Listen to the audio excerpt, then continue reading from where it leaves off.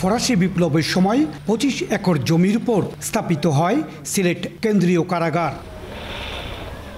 2018 সালে এই কারাগার থেকে বন্দীদের স্থানান্তর করা হয় 15 কিলোমিটার দূরবর্তী বাধাঘাট এলাকায় স্থাপিত নতুন কারাগারে।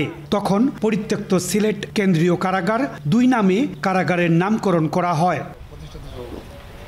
এই কারাগারকে সিলেট মেট্রোপলিটন কারাগারে রূপান্তর করে 23 ফেব্রুয়ারি থেকে নতুন বন্দীদের রাখা শুরু হয়। সিলেট সিটি কর্পোরেশন এলাকা এবং নগরীর 6 থানা এলাকার বন্দীদের এই কারাগারে রাখা হচ্ছে। কারাগারের জন্য 452 জন লোকবল নিয়োগ সহ সকল আনুষ্ঠানিকতা সম্পন্ন করা হয়েছে। সিলেট অঞ্চলের বন্দীরা আপনার মেট্রোপলিটনের অঞ্চলের বন্দীরা আলাদা থাকার যে স্বাদটা পাচ্ছে, এই বিষয়টা আমরা মহানগরগুলোতেও চিন্তা ভাবনা সরকার মনে করছে।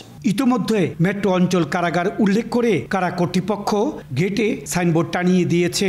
সিলেট থেকে মেট্রোপলিটন কারাগারের কার্যক্রম শুরু হয়। একদিকে অপরাধ যেমন কমে আসবে, তেমনি শহর কেন্দ্রিক হাজতি বন্দী শনাক্ত করা সহজ হওয়ার পাশাপাশি সুযোগ সুবিধাও বাড়বে বলে মনে করছেন সংশ্লিষ্টরা। পুরানা কারাগারে আবার ফিরিয়ে নিয়ে আসার জন্য বন্দীদেরকে আসা একটা সুবিধা হয়েছে। আত্মীয় স্বজন তারা দেখা সাক্ষাৎ করতে পারে। আমরা সিলেটি যেটা আছে বেশি সময় লাগে না, আইয়া তারা দীক্ষা দেখতে পারে। বাংলাদেশের বিভিন্ন মেট্রোপলিটন এলাকায় এইরকম যদি একটা হাজতখানা থাকে তাহলে মেট্রোপলিটন এলাকার জন্য খুবই ভালো হয়। আগে একটা বাধাঘাট সবার চাহিদা, আর এখানেও ডিভিশন ভাগ হয়।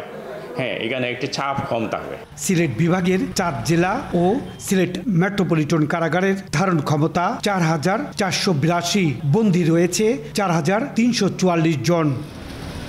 দেশের প্রাচীনতম এই কারাগারটি নতুন আঙ্গিকে চালু হওয়ার ফলে সিলেট নগরবাসীর ভোগান্তি অনেকটাই কমল বলে মনে করছেন সংশ্লিষ্টরা।